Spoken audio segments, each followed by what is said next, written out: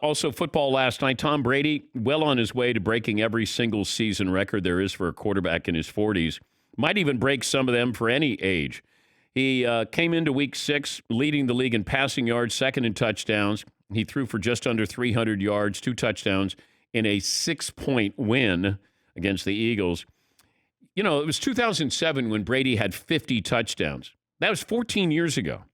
Now with an extra regular season game, he's on pace for, I don't like to do on pace, but, you know, we loved saying, well, he could be, it's like when somebody throws 5 touchdowns, first week, and you go, he's on pace for, well, yeah, I guess technically he is.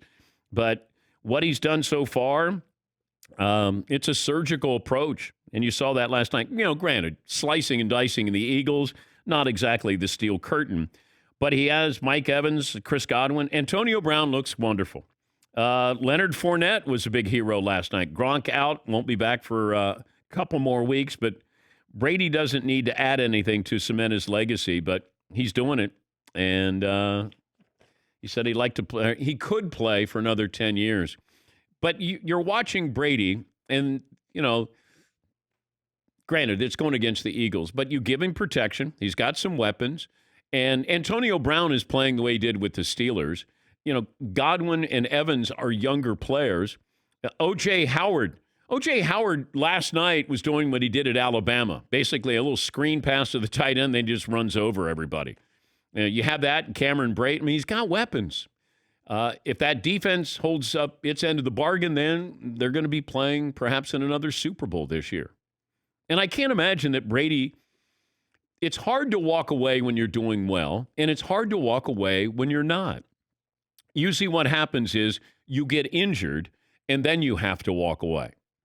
Elway is one of the few to do it perfectly. Peyton Manning.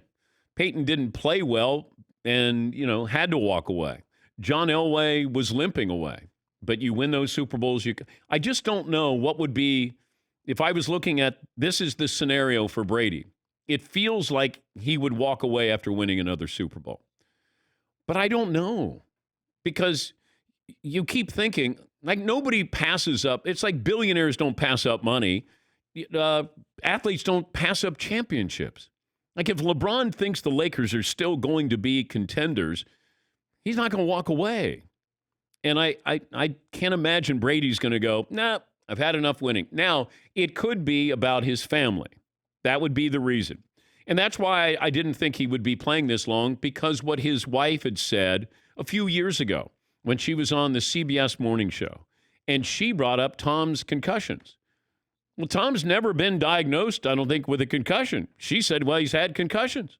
And she wants him basically to walk away. That's 4 years ago. So I can't imagine him, unless Giselle says, you've got enough. You got to come home. And sometimes we don't realize this. And I've mentioned this before in my life. I was working at ESPN. That's where you want to end up. And then my wife said, you're going to continue to work there, and your kids are going to be all grown and out of the house. In your mind, you're like, no, I'll see them. Well, it's the smartest thing I ever did. I came home.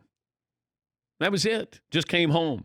And Brady will eventually get to that point. And, I was a little bit older than Brady when I decided that I was going to come home. Not much older, but you realize that.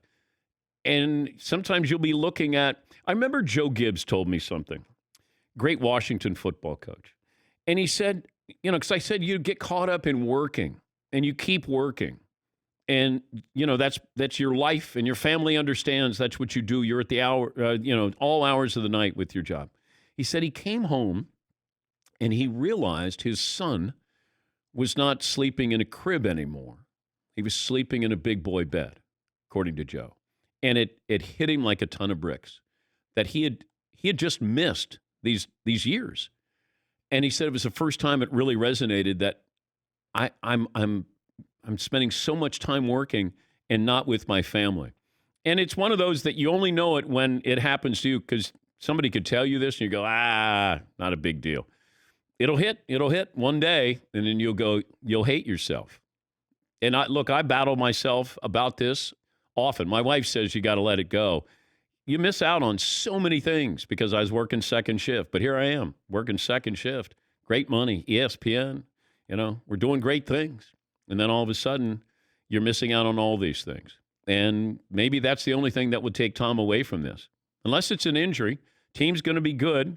You're playing in that division. You're going to be competitive.